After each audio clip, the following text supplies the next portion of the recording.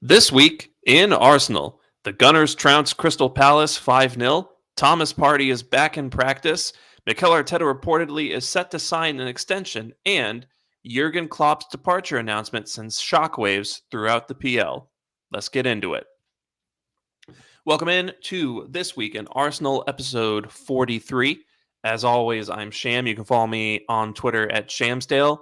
I'm with, as always, Sash, who you can follow on Twitter at LT Arsenal. And before we kind of get into things, I just want to say the pod is a year old now, and our first episode came out January 24th, 2023. And it's been a great year. Thank you for those who have sent in little birthday wishes. We really appreciate it. And we're just looking forward to this year being even better and to more years of This Week in Arsenal to come. So with that, Sash, how are you doing, my friend? And how does it feel to, be in year two of this podcast? Yeah, I was just thinking like this time last year, I think we started this podcast after we defeated United. I think that was the first time we did the podcast. And I remember when we were launching, we were waiting for Arsenal to win a match because we drew against Newcastle. I think we crashed out like of the FA Cup as well before. So we were just waiting and waiting for Arsenal to win a game. And yeah, we beat United. And that's when it all started. And a year later, we're 43 podcasts in. Like, it's been a real joy to do this podcast. We've been super regular at it, I think. Every other week, we've been doing it. And more than it being something which is like, oh, we have to do the podcast. For me personally, it's been like a sort of a therapy session because we all have so much thoughts about Arsenal and about football that we want to bring out. And I think this podcast has given me a platform to do that. And also, thank you to the listeners. Thank you to Sham for also making this possible because he's the guy with the iconic voice, the guy that actually starts the podcast. No one can do it the way he does. So, looking forward, Sham, for a year two, and also for what lies ahead going forward. But how are you feeling otherwise? I'm good. I we were talking about before we started. We were supposed to go yesterday, but I was dealing with, I guess, like a stomach bug or something. Still don't know how that happened, but other than that, I'm good. Things have been pretty solid. It's currently 70 degrees outside Fahrenheit, which is like a temperature that you'd expect in the back end of What spring, is it in beginning of summer. Celsius? Actually, let's check that really quickly. Um, I wanted to look this up beforehand, but I forgot. 70 degrees Fahrenheit to Celsius. Uh, 21. tw- yeah, 21 degrees Celsius. And it's the end of January, so we're all gonna die soon. That's And really good weather, man. That's yeah. insane weather. It's like 2 degrees for me here. I'm dying. Yeah, I told my partner that it was 70 degrees outside. She's like, "We're going for a walk after work." And so the weather's been crap lately, and she's asked me to go out for walks when it was sub-zero temperatures basically, and I was just like, "Nope, no, not the time for that." But yeah, other than that, yeah, everything's been pretty solid. And I think we should probably talk about the big news of the day today before we jump into the primarily Arsenal stuff. And of course, everyone knows that what I'm referring to here is the fact that Dev Patel is directing and starring in a movie that is essentially South Asian John Wick, and it's also being produced by Jordan Peele. It's called Monkey Man. I'm very intrigued, very interested in giving it a watch. Just kidding. That movie is coming out, but that's not actually what happened. So Jurgen Klopp announced today that he is leaving Liverpool at the end of the season, and it sounds like the reason for it is primarily just burnout, right? Which makes a lot of sense, I think. But yeah, I think he and Pep were kind of very solidified as the two top managers in the league, managing, for my money, over the last decade, the two best teams in the league. So it's a massive deal that he's leaving. And Sash, I just wanted to get your thoughts on, what this means for the Premier League and what it might mean for us in the future. Well, I think first I want to say some nice words about Jurgen Klopp, because I always liked this guy. Like I wanted him to be Arsene Wenger's successor, uh, way back, like after the RFA Cup win in 2014. I thought that was the time for Wenger to go and for Arsenal to bring in someone young and fresh. And when Liverpool got Jurgen Klopp, right from his first press conference, I knew that they had a really, really special manager. Right from day one, his style of football was there for everyone to see. Of course, he improved his squad by signing top players. But even when he had guys like Benteke and those types of players, like Lallana, who's a decent player, irrespective of the players he had, you could see his imprint. You could see what his style was about. And he always got the best out of his attacking players. And that was something that stood out right from the very start. I think Klopp has given every other manager in the Premier League a really unrealistic way of actually rebuilding a club. Because if you look at the way Klopp has rebuilt Liverpool, it is the ideal sort of rebuild.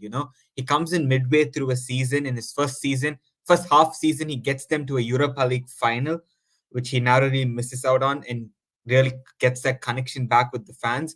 Year two, he's got them back in the top four after 2-3 years when Liverpool were outside it. Third season, and sorry, in the second season, he also comes to Champions League final. Let's not forget that. And his third season, he wins the Champions League. Fourth season, wins the Premier League. He completed everything in the most sequential way, in the most brilliant way. This is something that most managers, I think, cannot do. And same could even apply to someone like Arteta. We're like, oh, you're in your fourth season. You should be winning a Premier League or a Champions League by now. I think that expectation comes after seeing what Klopp did at Liverpool.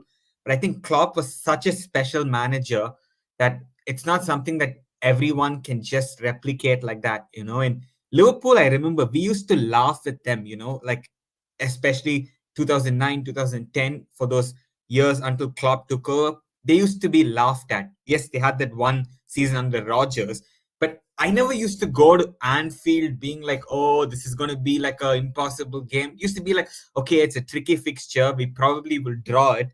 But under Klopp, Anfield is like, let's not get destroyed. That's what he has done to Liverpool. He has turned them into such fierce competitors, a team that everyone fears. And it's really sad. I feel sad for him. I think both of us tweeted it out as well that for almost 7 to 8 years, he's been competing against a team with 115 allegations of financial fraud. He's been competing incredibly well with the resources that he's got to actually beat them to a Premier League title and compete as close as he's done is incredible. And I know people will say, he has only one league title and one Champions League trophy. But believe me, what were Liverpool before that in those years before Klopp? They were not so good. He's transformed the club, and I wish him well. Like I know sometimes Klopp can be quite annoying with the way he snaps at reporters, and sometimes he cribs quite a lot. I get it; it can be annoying, but I think all of us, even if you're not a Liverpool fan, we can really appreciate Klopp for the person he is, for the coach he is, and I think it's going to be a good 1 year break for him. So fair play to him for making the league so brilliant in the last 8 years. He's going to be a big miss for the league, no matter which way you see it. And I don't even want to like celebrate it like, oh yes, Klopp is gone, because I want the Premier League to be good. I want Arsenal to play against top sides with top managers and then win the league from that. So I'm not going to like celebrate Klopp's departure or something, but I think it's going to be a huge loss for the Premier League. It's losing one of its best ever managers, and yeah, wishing Klopp all the best in his career, but not uh, for this season. Hopefully, this season, this news just makes Liverpool players emotional, fans emotional, and hopefully that emotion is not channeled in terms of application and it goes a bit downhill. That's my hope. But otherwise, fair play to Jurgen Klopp, Sham. But how do you see it? What are your thoughts on Klopp? I think we have pretty similar thoughts on how well he competed. But do you have anything else to add? Yeah. Well, first of all, I get why he's leaving, right? This is a guy who, for the last 9 years, has been the only thing standing between, um, us and kind of being in a state similar to the Liga and the Bundesliga, in which there's really only one team that ever wins it, right? Um, and with him gone, I am worried because the emphasis is kind of the not the emphasis, but the burden, I think, is kind of on Arsenal to compete with City to the title. Because I don't, unless if Liverpool are able to sign someone who can keep them at that level, then that's fair. But outside of us and Liverpool, I don't see anyone who currently looks like they can compete with City, right? Villa, I think, are peaking. Spurs, the way they play and their style of play, I don't see it being a title-winning strategy over the course of 38 games. Players are going to get hurt and they're going to Mhm. concede a lot of goals over the course of a season. And then Yeah. Newcastle are already having financial issues, basically a year and a half into this new ownership of theirs.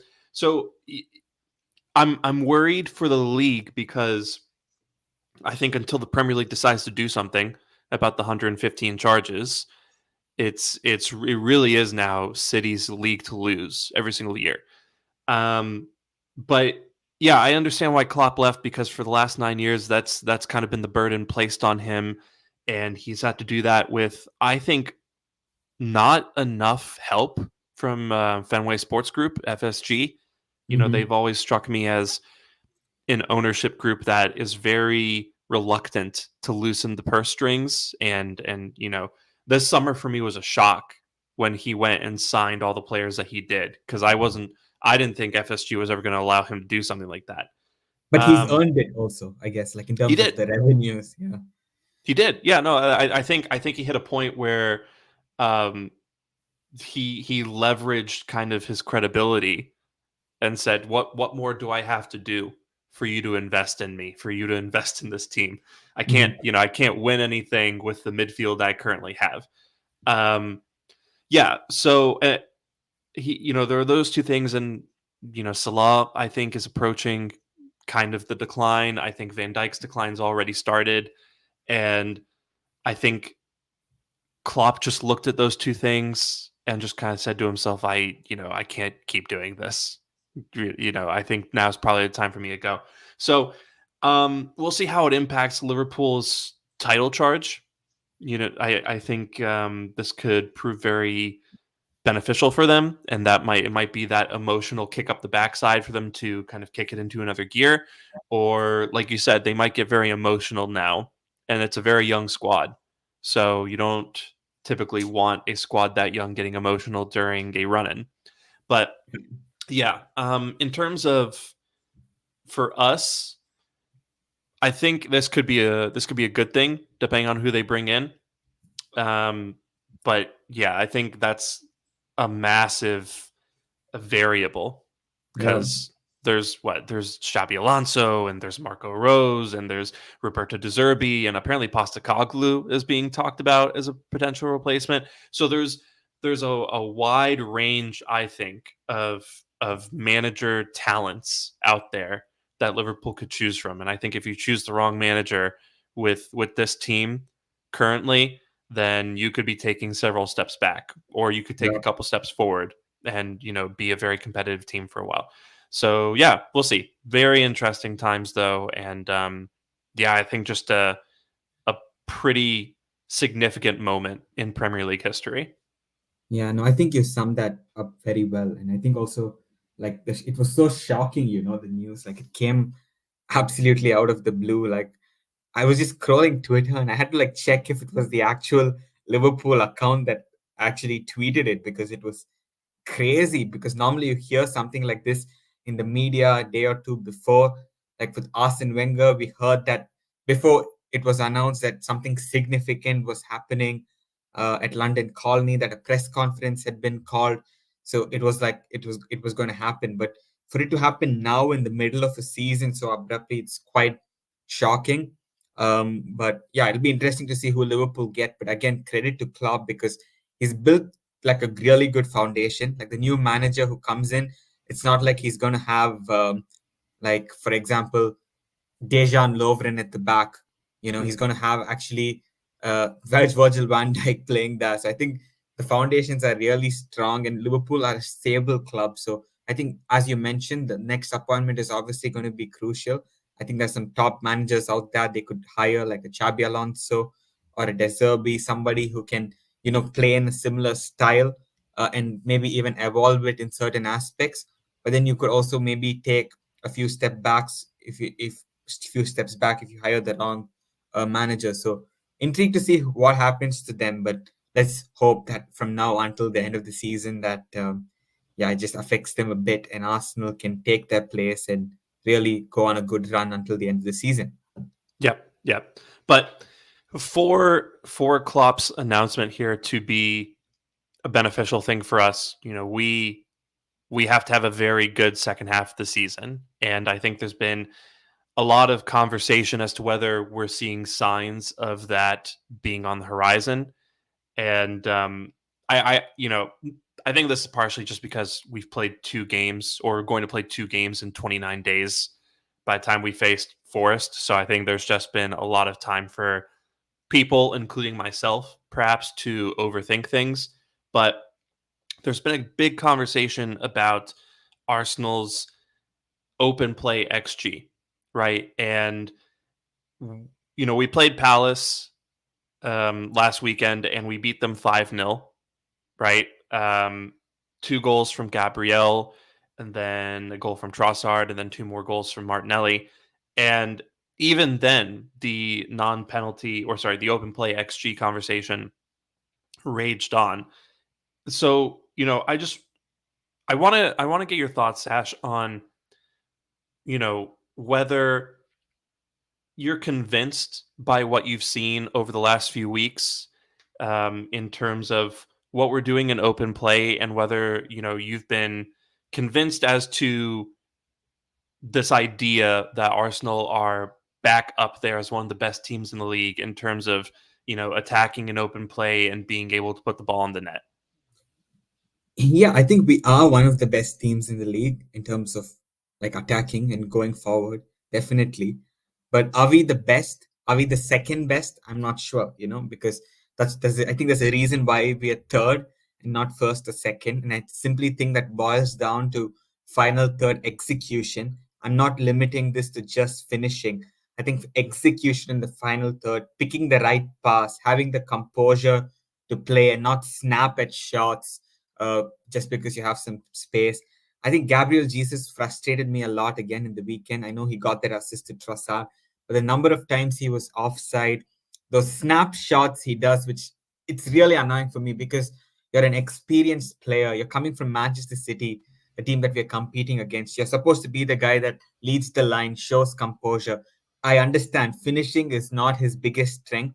I know that sometimes he might not finish the way we expect him to finish, but simply snapping at shots from nowhere is quite annoying for me. And this has been a theme, I think, this season, whether it's Jesus who's been playing or Eddie who's been playing up front. And I think, again, the wingers suffer a lot. And I think on Sunday or Saturday, was it? Yeah, on Saturday, though I think that when Martinelli came on, I think the game state was really good for him, that he actually had the space to make runs and hit Palace off on the transition moments. And this is why I think a guy like Martinelli would be like a 20 goal a season player at Liverpool, because of just the way they're set up. They don't, like, they dominate the ball, yes, but it's not the way Arsenal do it, like a slow build up. I understand why Arteta is doing it as well, because he doesn't want to lose the ball cheaply and get hit on the break like we were at times last season. But the way Arsenal are playing right now, it does not really suit the wide players, and especially Gabriel Martinelli. And I was just imagining, even when I saw this Klopp statement, can you imagine a guy like Martinelli under Klopp? Like, they'll win the ball back high, plays in the half space, doesn't hug the touchline, plays almost like a second striker, boom, goal. I think Arsenal, from that regard, still don't convince me. I know the stats are saying something different. The stats say that we actually created one big chance more than Liverpool. But please, I prefer to use my eyes, okay? Like, in general, the final third, there is something off about it. Like, I cannot put my finger on one thing, but I think it's a collection of things that's not happening. I think one of them is the slow build-up, as I mentioned. We're not bringing a guy like Odegaard in space. People are telling me about progressive passes from midfield, but it's not just the progressive pass, it's the speed of the pass. Are you able to break the opposition's press by threading that ball in between the lines, finding Odegaard in the middle? And is Odegaard able to combine with the left central midfielder? Because I thought Kai Havertz had a really poor game again. You know, Yep. he was really poor. Like, he was non-existent in terms of what he gave us in midfield. You know, in a few nice touches aren't going to convince me that he is the guy for that position. But we will get into this. But in the second half, once Emil Smith Rowe came on, it was a lot more fluent. So I think we're trying to find some solutions. There's some good signs that, but all in all, I still think that we have a long way to go.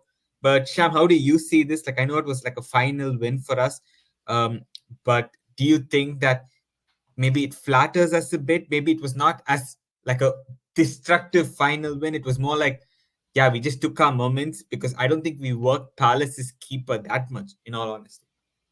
Yeah, I'm excuse me. I'm really glad that you brought up this point about people just kind of pointing to stats and just kind of the underlying numbers and saying everything's fine and leaving it at that, right? Because I think people do this a lot where they look at the stats and they look at the numbers and then they just ignore what they're seeing on the pitch, and they just first of all act like fine is good enough, but second, you know, kind of just let the numbers tell the entire story. And stats don't do that.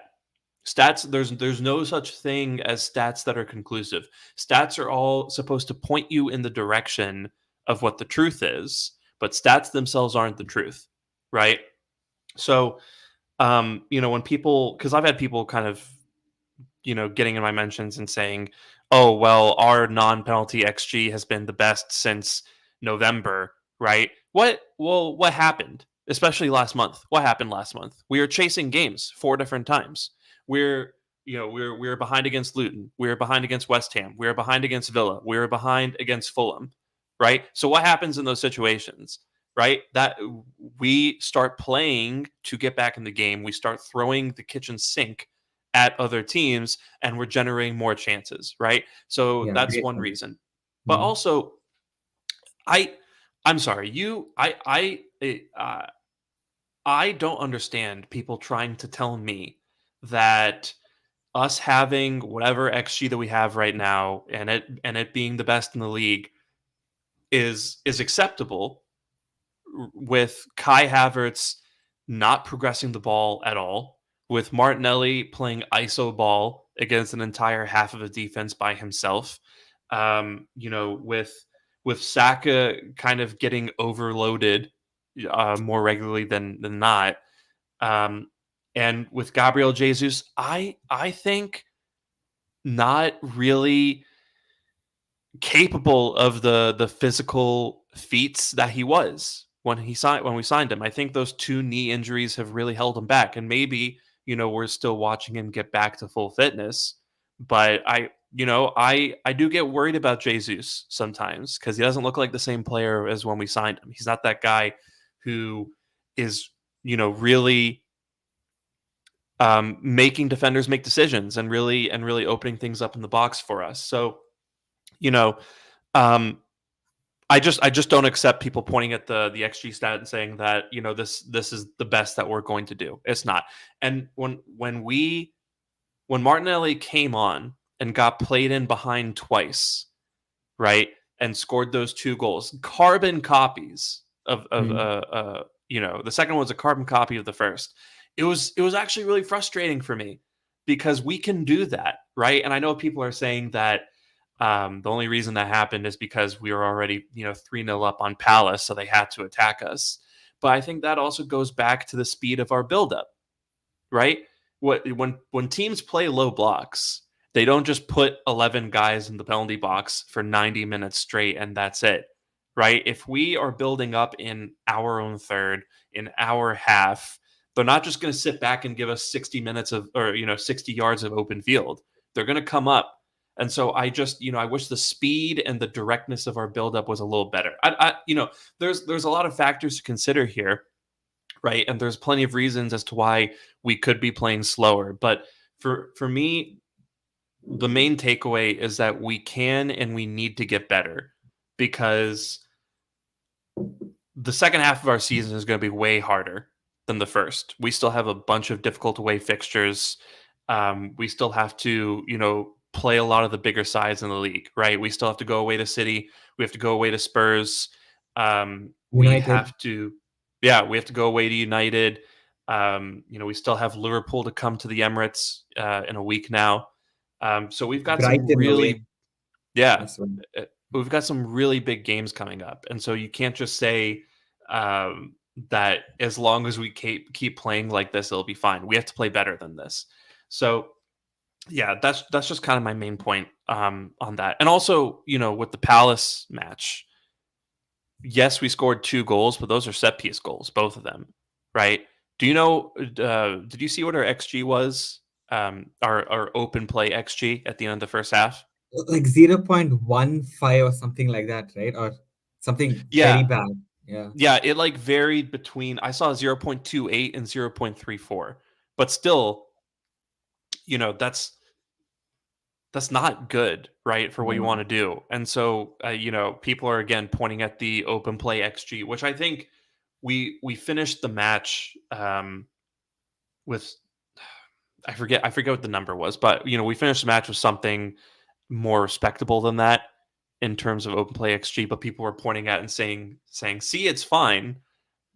But again, where do those come from? Those came from Palace trying to attack us and us hitting them on the counter. So Yeah. Yeah. yeah, there's just a lot that goes into it, and I think people are trying to do this very simplistic look at the numbers kind of analysis, and that just doesn't really cut it. Yeah. No, I think the context you gave was very good because it's also backed up by the reality that when you're trailing in a game, the game state is such that when you're chasing it, you obviously will attack more. The opposition gets into like a mid to low block, sits back and waits for you to come at them.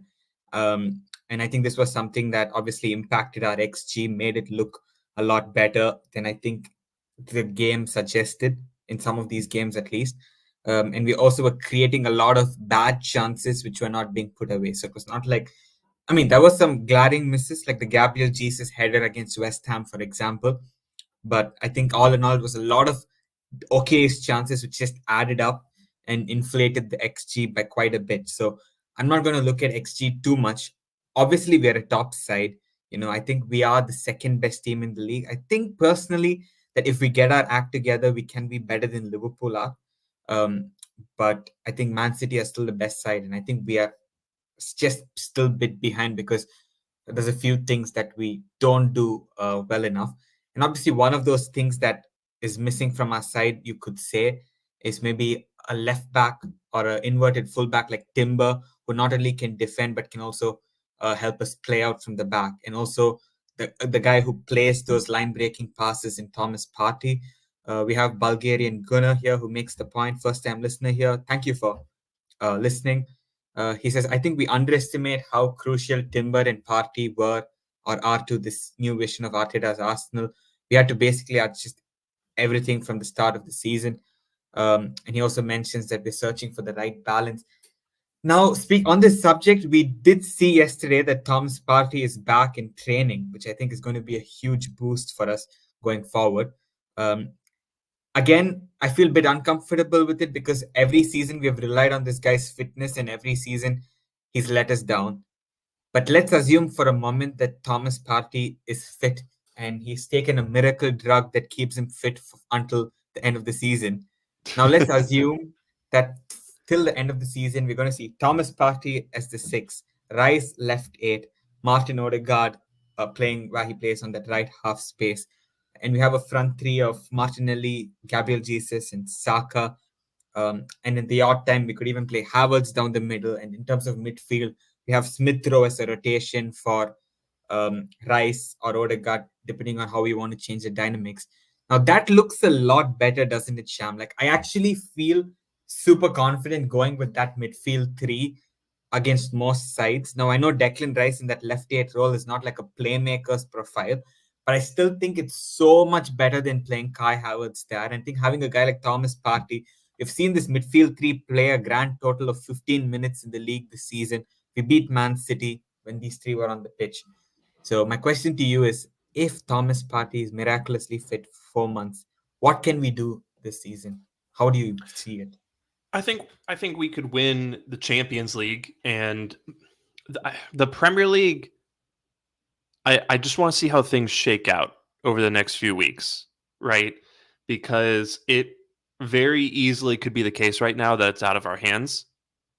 But yeah, I mean, I think anything's possible if we have the full complement available. Because I do think Bulgarian Gunnar is right in that we definitely had a different plan A for when Party and Timber were available. And, again, I'm just so tired of us relying on Party to stay fit. I think this is what season 4 in a row that he's missed a significant period of time. Like the guy is not reliable. Stop relying on him. But yeah, I think for me the job of the left eight really is to make Martinelli's job easier, right? Is to get Martinelli into key positions. And especially because our left back inverts in the midfield, right? So Zinchenko's in there pulling the strings. So the left eight needs to be a guy who is pulling attention away from defenders or is serving as a link up or connection option for Martinelli when he's out on the wing. Right, it needs to be a guy who's driving to the box to arrive late. It needs to be a guy who can charge into the box with the ball and make defenders make decisions and maybe open things up for Martinelli to come inside. And Havertz doesn't do any of those things, right? Um, there was, when Smith Rowe came on against Palace, there was that moment, and I think it was like SV Carbaholic who tweeted this out. There was a moment where Smith Rowe got past the ball, real straightforward pass from Odegaard, got it, turned, drove towards the box, and then laid it off, right? Yeah. And I remember, and he tweeted that clip out and he said Havertz would have passed that back to Gabriel. And he's right. He's right. And I hate to keep bashing this guy. And, I think he has really valuable traits. But the fact of the matter is, this is not a guy who plays with any risk. This is not a guy who adds any progressive value into the team. And that kills one of our most important players. Because if we're going to compete for the Premier League, we have to be able to score a lot of goals. And if we're going to have to score a lot of goals, Martinelli has to be a part of that. Right. So yeah, that's, I think when Partey comes back, you have a guy who is going to be able to do those passes around the corner, right? Because I think as good a progressive passer as Rice is, that's what Partey has over him. That ability to first time just kind of tip the ball in any direction around the corner and just progress it up the field a little bit faster, right? And take more guys out of the game. But yeah, once you do that, you have Rice who's able to, I think, link up with Martinelli and maybe drive outside and let Martinelli get in and all that. It's why I kind of wish we'd played Jorginho at 6 a couple times, moved Rice to 8, because I think that at least would have been some replication of some of the abilities that Partey is able to bring. So yeah, I think it'll be a really big deal for us when Partey comes back, and we'll probably get 2 to 3 really good games out of him before he goes down again with injury.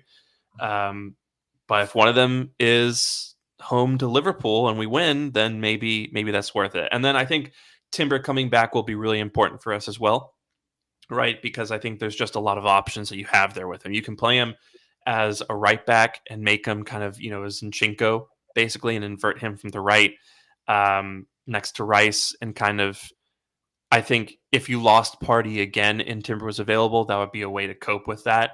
But I think also as a left back, I think Timber would give us something really valuable that we don't currently have, which is an overlapping option on the left. And I think I'm dying for us to get an overlapping left back this January. I don't care about, I don't care about getting a 6. I don't care about getting a center forward this January, but I think an overlapping left back would really be it would be the easiest possible way to make a big difference in the way that we attack. Yeah. So yeah, Mhm. I think that's kind of my thoughts on Party coming back. Obviously, it would really take us up a whole other level in terms of our efficiency progressing and our ability to be more penetrative with the ball. Mhm. Mhm. Yeah, I think also for us, one big decision to take is the competition that you want Thomas Partey to play, because I think playing him in 2 games a week is asking for trouble. So I think the way we manage it becomes really important. And I think, as you mentioned, maybe instead of playing Thomas Partey at six all the time, using Jorginho there more often, to have the same dynamics, might be worth having a shot, because I think we've seen it enough of times that this is Rice, Odegaard, Havertz midfield three does not work. It absolutely does not work. And also on your point on overlapping fullback, Bulgarian Gunnar makes another good point that Zinchenko can overlap. Yeah, we actually saw this, even against Palace. There was this Yeah. phase of play, I think, where Zinchenko has a really good crossing opportunity. He plays a good ball as well into the box. He can cross the ball. We saw it even last season against United. I think when Eddie scored the winner, it was Zinchenko who played that whip ball in. It came back, Odegaard shoots, and Eddie scores. So I think Zinchenko can do it, but yeah, I think it comes down also a little bit to setup. And I think that's why Arteta is trying to sign a left back who can overlap but also invert. And I think that's why we're after that Ajax kid. I think his name is Hato. Hato. Yeah. Hato. Yeah, I was watching some clips of his, and he strikes me as a player who can do what Zinchenko is doing, but is better defensively. And he's obviously still a kid. He's yet to turn 18, but you can see the thinking is there that Mikel wants it like a guy who can do both of these things. And I think this is where someone like Kivior might be sold, because like I don't think he's that profile of player at left back. Even inverting, he doesn't look super comfortable. I think he's a really good passer and all, but yeah, still in terms of the profile, in terms of what we want from that position, I I'm doubting a bit if Jakub Kivior is like the player that we will see playing that in the coming seasons. But yeah, it's going to be interesting to see how we set things up. But I want to ask you another question, Sham, and I've been thinking about this. What are your thoughts on Gabriel Martinelli potentially moving to center forward, like in the near future? Because I was just Mhm. thinking that the way we use our wingers, sometimes I just feel it does not bring the best out of Martinelli. I think he's a player who thrives in the transition. And as we saw against Palace, anyone that says he's not a good finisher, I don't know what sport you're watching. I think Gabriel Martinelli is the best finisher at this club. So it's up to us to get him closer to goal. If that's not going to happen when he's out wide, how about move him down the middle, And there's a lot of talk about like the striker market and whatnot. I'm just thinking, what if we sign a winger instead and just move Martinelli down the middle? Like, I'm really tempted to do that. But is that an option you would consider doing? Or would you still wait a few more seasons before making Martinelli do that transition? Yeah, I think it's an interesting option, and I think it's something that I would consider if we're not able to get like Osimhen or Isak or Tony. Honestly, it's kind of the reason why I want Say Isak more than Vlahovic. what or Vlahovic. You need to Yeah, say Vlahovic. Yeah, thank I you. I I think that's kind of the reason why I want Isak more than any other center forward is because Isak has that ability to kind of go out to the left, right, and that would allow Martinelli to come inside, which is another thing that I've had questions about this season, which is why aren't we doing those position switches as often, right? Why is Jesus not swapping roles with Martinelli on a more regular basis like we saw last season? I think Saka ended up more central a few times, and Jesus went out to the right against Palace. Um, and that was a thing that we did to get Martinelli into those central spots and to give him an opportunity to shoot on goal, right? Because the guy is the best finisher at the club right now. Um, so yeah, I think signing a big name left winger to then move Martinelli central, I think it's an interesting idea. I don't think I'd personally want to do it because for me, the only winger who you'd want to put on the left wing over him is someone like Rafael Leao. And I just think Leao would cost us a crazy amount of money. And I also think I'm just not really convinced by him defensively, right? Um, so yeah, I think the key for me is just to sign a striker who Martinelli can combine well with, and to play in a way that gets Martinelli more central. I think that's the key, because I don't think I guess what I'm saying here is I don't really see Martinelli as an out and out striker just yet, and maybe maybe that's just my priors talking. Maybe that's me being not really being convinced by his physique and his physical stature that he can play as a center forward. But I do agree that Martinelli is a guy who needs to be in those same areas at the end of moves. I still think he's a guy who needs to kind of start on the left and you get him in there, as opposed to being the guy who's central on a regular basis for us. Mm-hmm. Mm-hmm. Yeah. So, Yeah. I mean, Yeah. yeah. I'm with what Bulgarian Gunnar here is saying. With Pedro Neto would be a perfect winger for us, but I don't see Martinelli moving central. He's dangerous out wide. Yeah, that's the thing. I think I've just seen Martinelli too many times cook people on that flank to want to Mm-hmm. move him out. And um, I'm thinking about when we were playing Liverpool, and for 15 minutes, Martinelli could do whatever he wanted out on that left wing, right? And he was just driving to the byline, crossing, driving, cutting in. Yeah, I don't think playing him at center forward is how you maximize Martinelli's traits. I think um, you have to get a center forward who just takes that attention off him, and also I think it's just about getting a left eight there who gets him more into the game. And for me right now, that's either Declan Rice or it's Emil Mm-hmm. Smith Rowe. Yeah, I think you mentioned Emil Smith Rowe, that we have to speak about him because Mm-hmm. he's a player who I think should have been given more chances at times. Obviously, he's not helped himself either with his fitness issues. But I think we saw last week what he can bring to the table. And he's a player that I think, compared to a lot of others in the team, other midfielders in the team, he has this ability where he receives the ball and he's able to accelerate. He can change the pace of a game through his dribble. And I think most of our other players like the ball to feed. They're good players with ball to feed. But I think a guy like Smith Rowe, he can run with the ball, he can drive with the ball, and he also has a really good game with his back to goal, which is why also I think Arteta said maybe he could play as a false nine. He's a really good player on the turn. And even though I don't think he had an outstanding performance, but I thought he played well. And it was honestly night and day compared to what Havertz was giving and what Smith Rowe was giving. So in the coming matches, until Thomas Partey is fully fit, because that's going to take some time, it's not like he's going to magically start playing after spending 4 months out. He's going to be eased in. I think it's going to take a couple more games and then he's going to be brought in for Liverpool. But I want to speak about Smith Rowe. Do you see him getting a chance in the next couple of games? Because I think it will be such a shame if, after seeing what Smith Rowe gave us against Palace, for him to still remain on the bench and for Arteta to stick to Havertz there. Because for me, that doesn't make sense. So would you like to see Smith Rowe there in the coming games until Partey is fit and we play Rice there? I want to see him there, but I don't Yeah, think we're going to see him there, right? And Mikel always ruins the day. and that's the thing, right?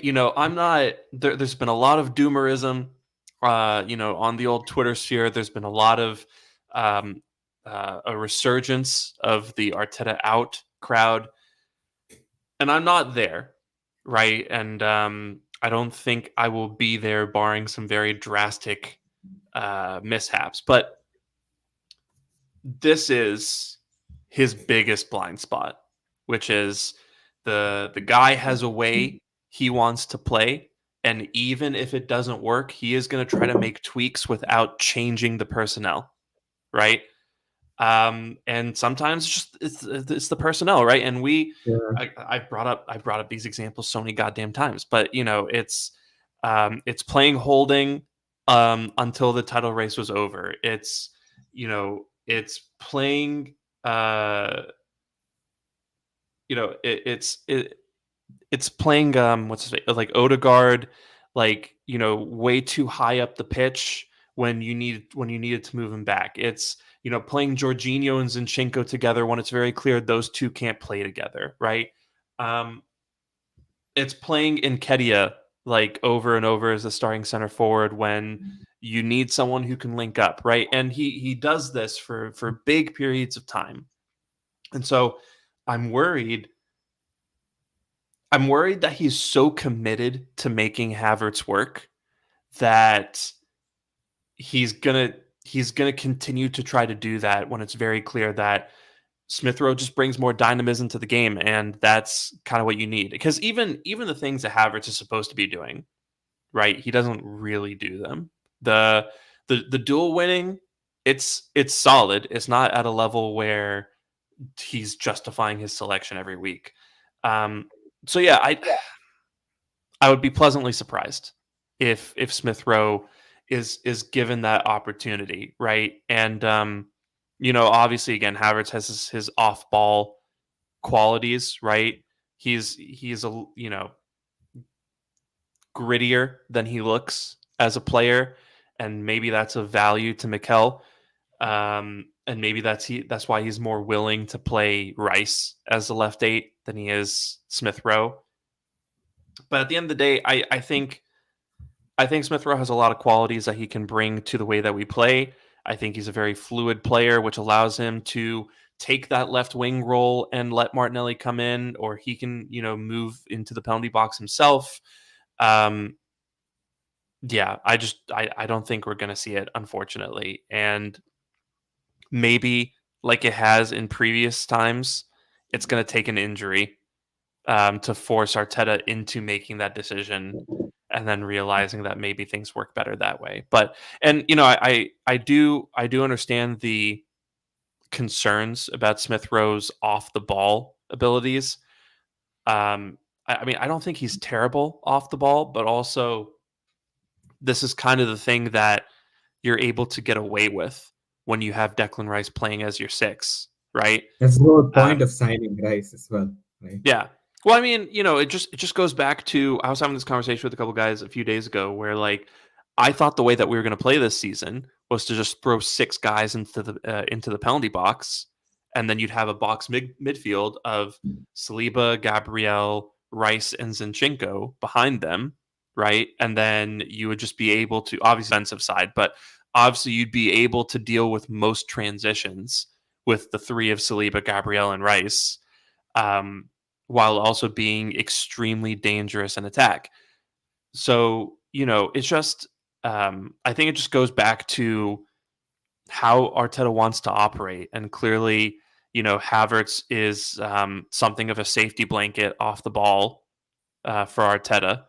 And Smith Rowe doesn't really have those qualities. I am a little encouraged by Arteta's very public praise of Smith Rowe recently. Maybe that means something. Maybe it doesn't.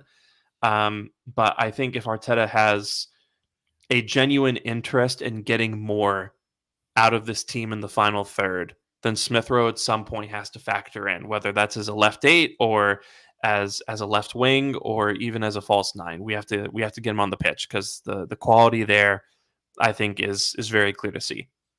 Yeah. I think the point you made about the proactiveness is important because I hope he doesn't wait for someone else to be unavailable to give Smith Rowe that chance. You have to be proactive here. This guy's shown a lot of spark, a lot more than the guy you paid 65 million for.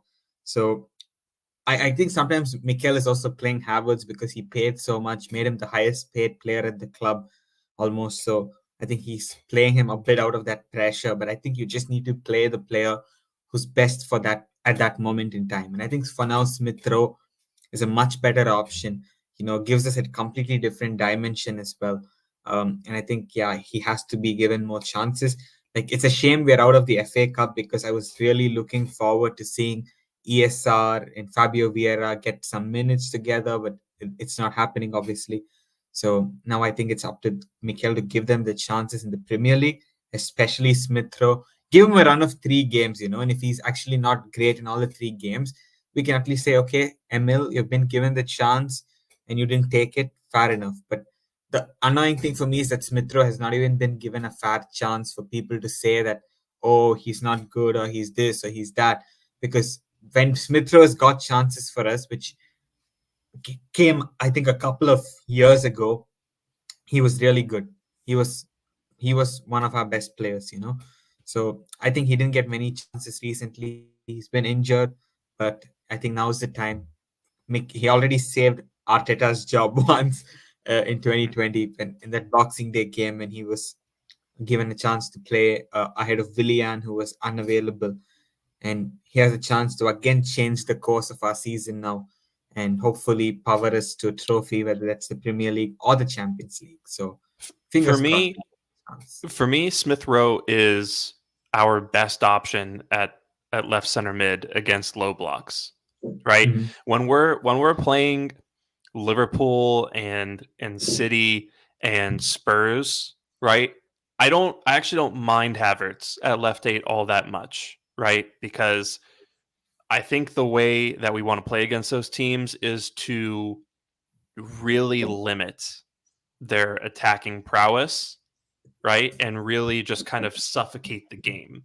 And I Mhm. get that strategy against those big teams that, can kill you if you let them get a sniff. So I understand that, right? And I think Havertz is a guy who excuse me, shows up for the bigger matches, right? For some reason he's just wired like that. But if we play Havertz against Nottingham Forest on Tuesday, I'm just going to be annoyed because what do you get out of that, right? Are Forest really that big of a worry for you that you're going to play, the dual winner tackle guy at left center mid, or do you want to play a guy who opens up the low block that they're going to play in and helps us create those chances and is another guy who can put the ball in the back of the net? So that's kind of how I feel about it because I don't, I try not to approach this in a, set starting 11 for every single game kind of way. This is why you have a squad because you have different pieces for different situations. But Competition, yeah. yeah, but I think 2/3 of the games that we play in the Premier League, I think Smith Rowe is a more useful player than Havertz is.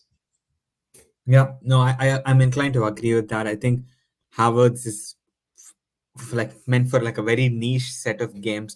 But even then, I don't see him as the guy I want in midfield. Even for some of these games, I'm actually okay with the idea of Kai Havertz playing up front ahead of Gabriel Jesus. I'm actually okay with that.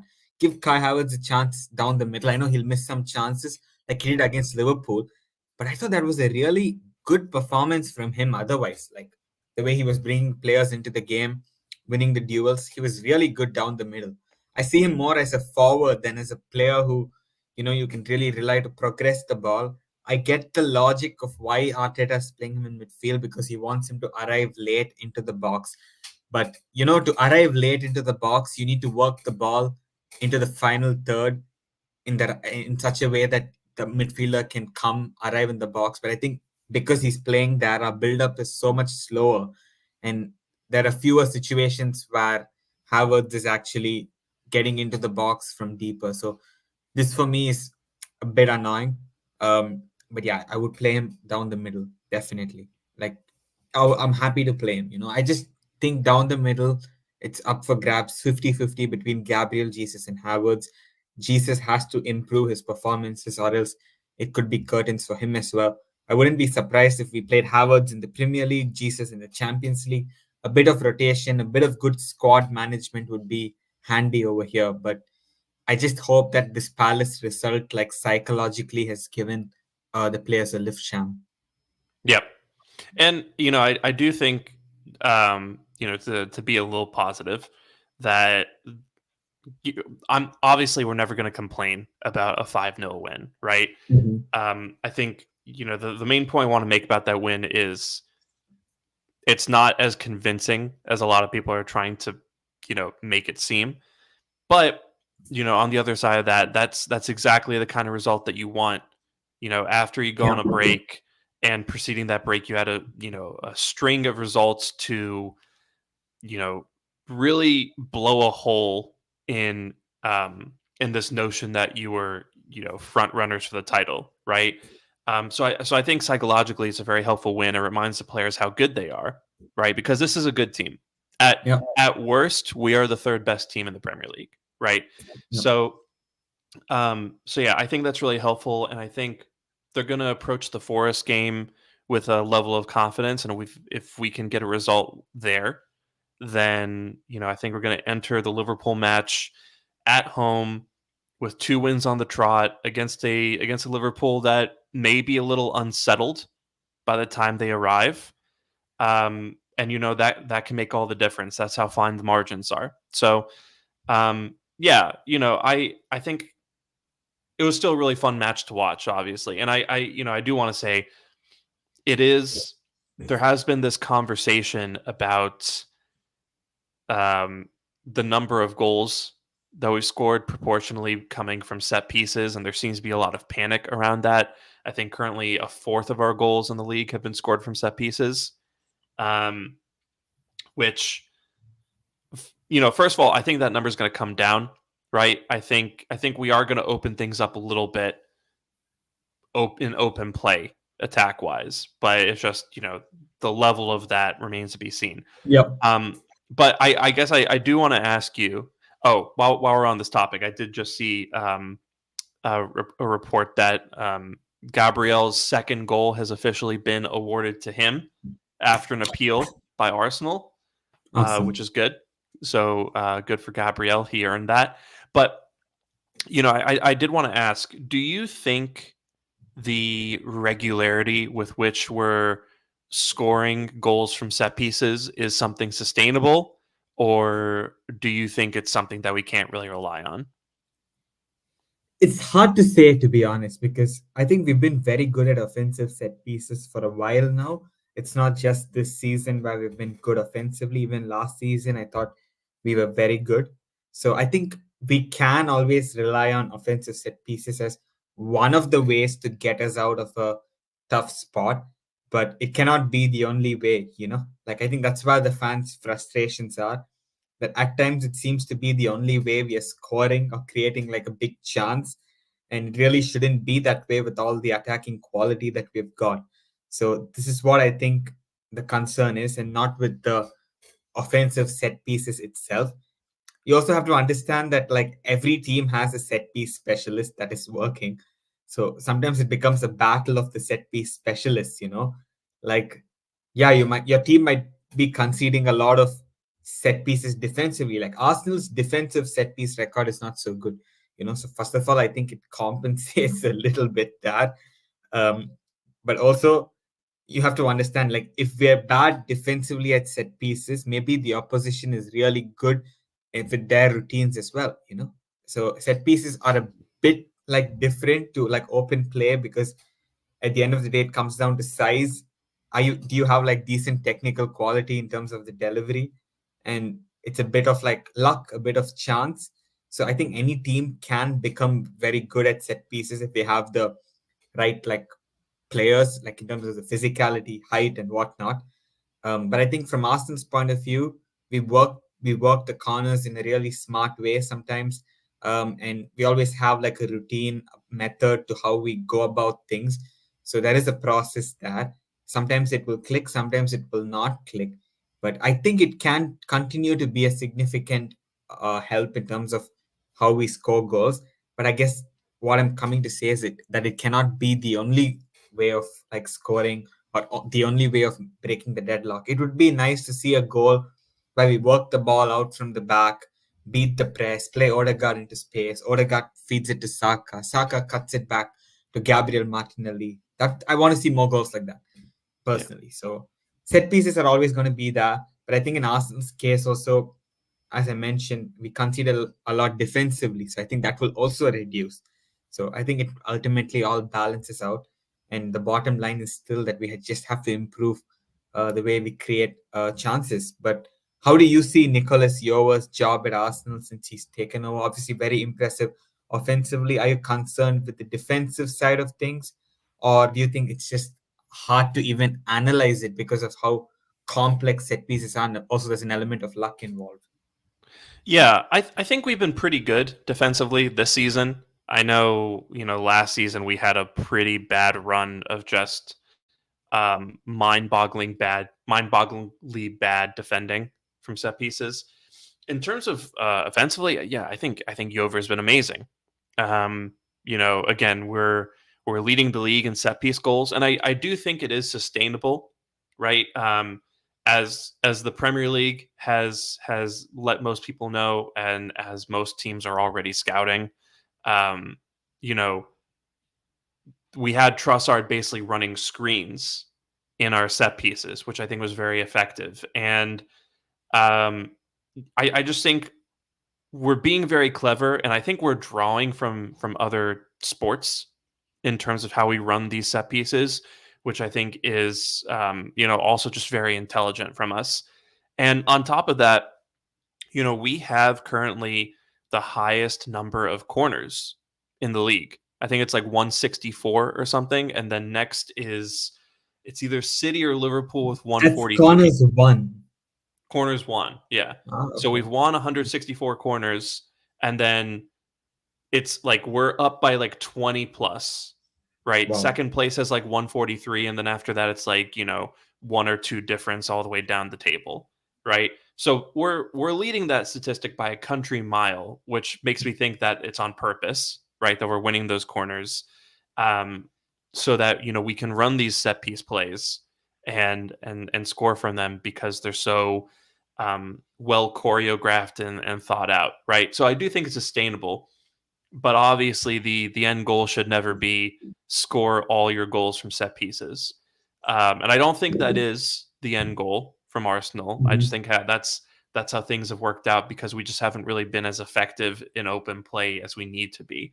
Um, so yeah, the way I think about being able to score from set pieces is, it's the cherry on top of a very good offensive team. So we might have put the cherry on before a lot of the cake here, but I think as the season goes on, we will slowly but surely, make that proportion a little bit more reasonable. So yeah, I've been very happy with the job that Yover's done.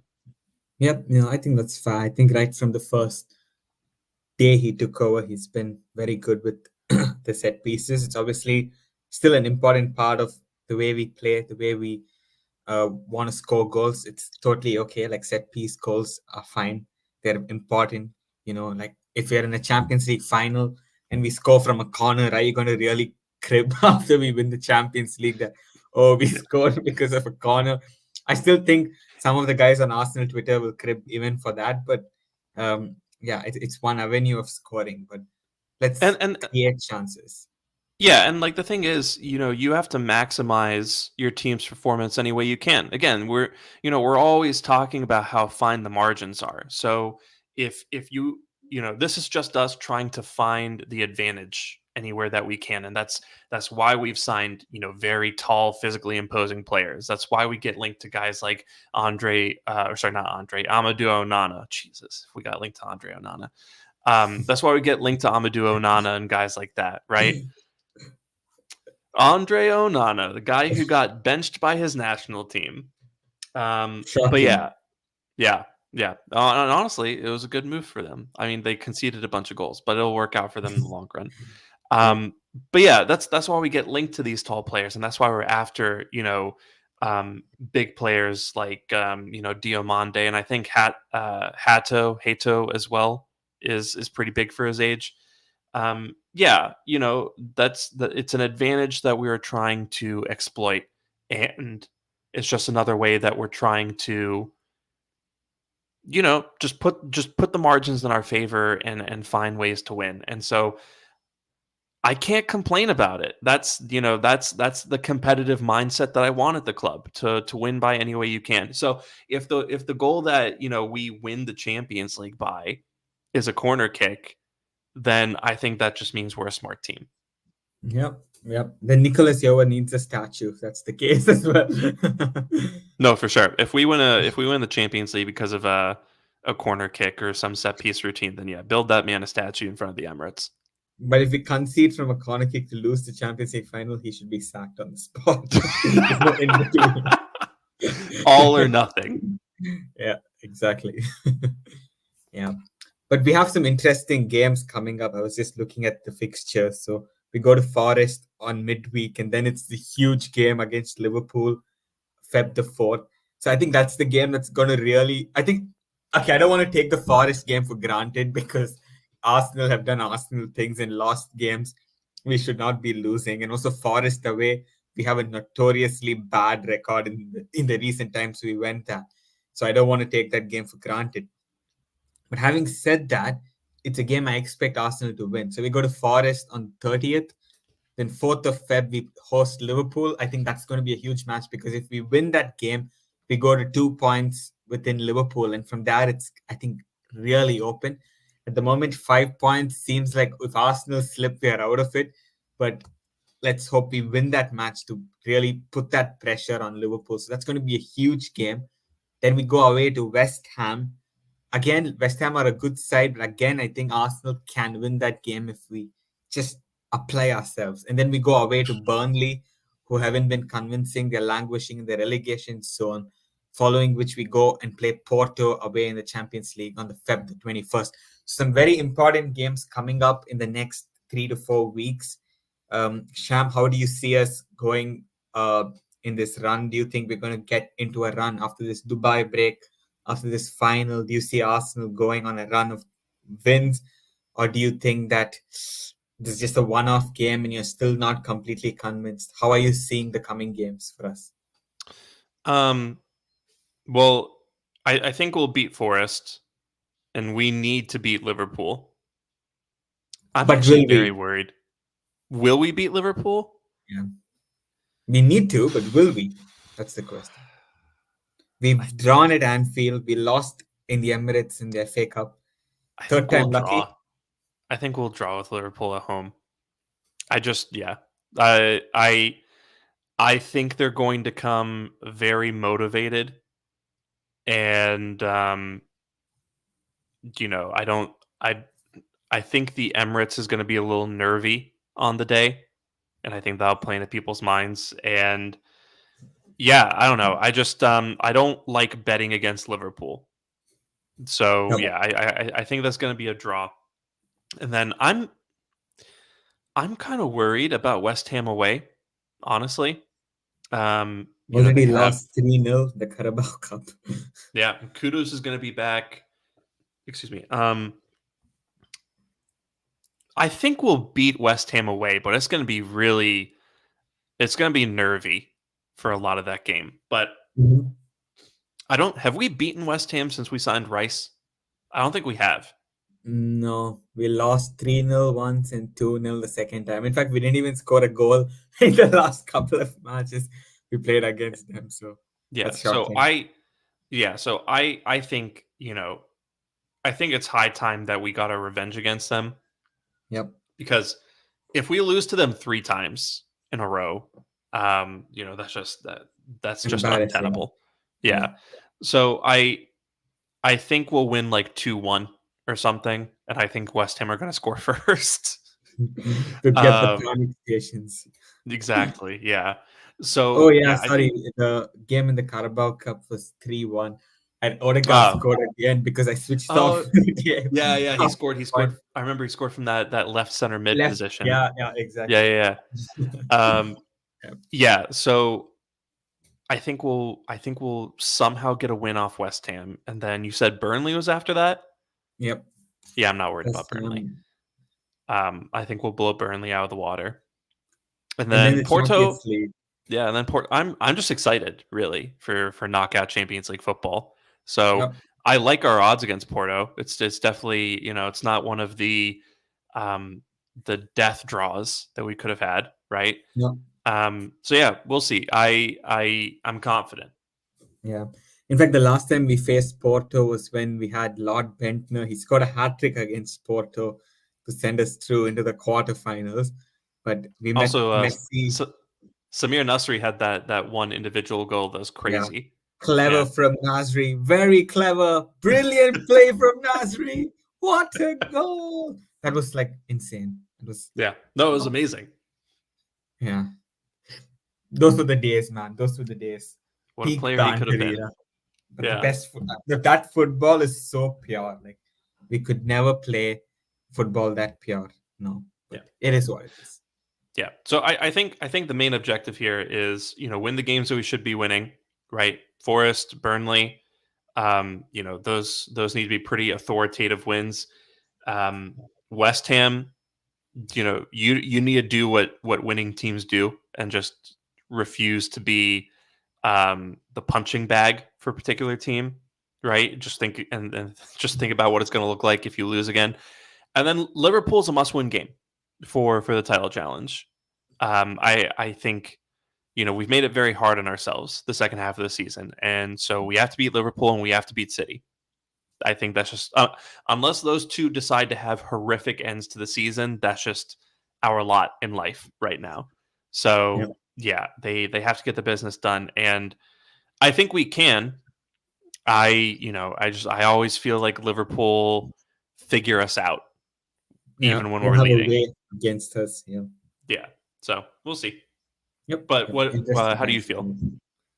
Yeah, I feel like we're gonna go on a run now. That's my gut feeling. I think we're gonna go on a run, bring everyone back into it on side, like all the fans. And then I think we will bottle one of the league or the Champions League.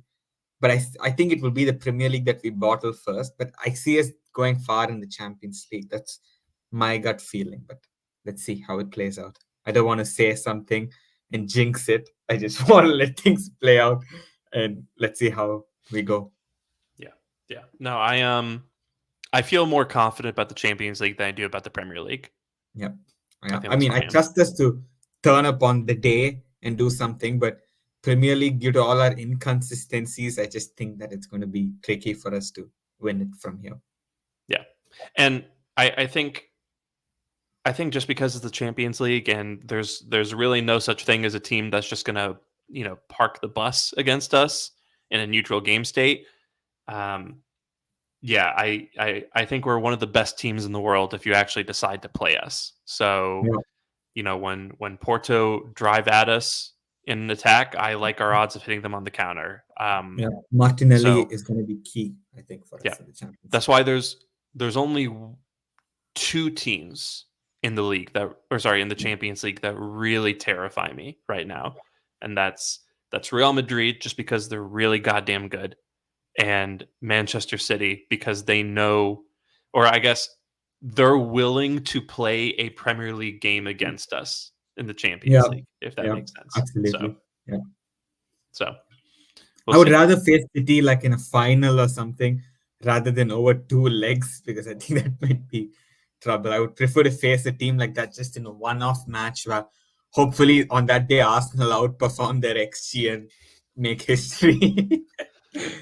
I was kind of thinking to myself the other day, there's a fear that we have not encountered in the Champions League yet, and that's being like 2 goals up on City with a second leg to go at the Etihad. Oh my god. We're going to invent new things, new ways of bottling competitions. Hopefully that doesn't happen. Oh man. Yeah, so Saliba would probably have the worst giveaway of his career at the Etihad somehow. Yeah.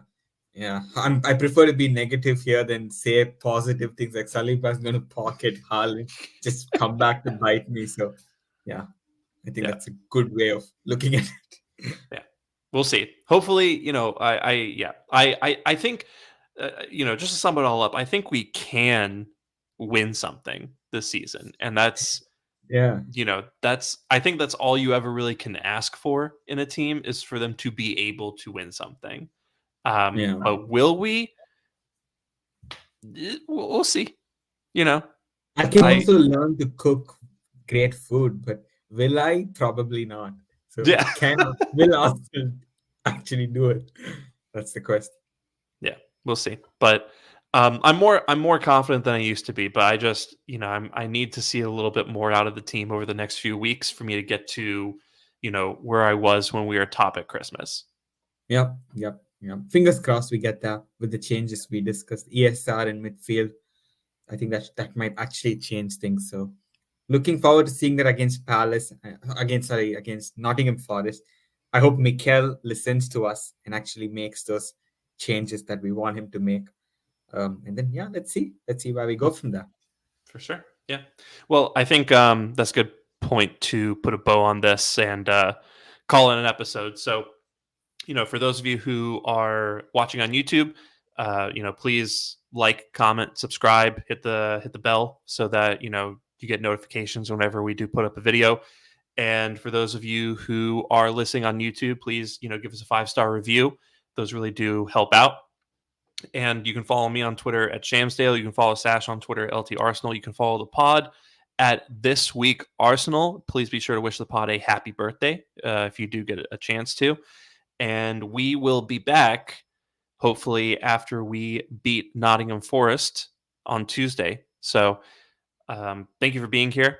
Thank you for taking the time to listen. We really appreciate it. This wouldn't happen without you. So we really do value all of you who take the time to just be here with us and listen to us talk about Arsenal. So until next time, be a gooner, not a goon, and we will talk to you soon. Bye-bye.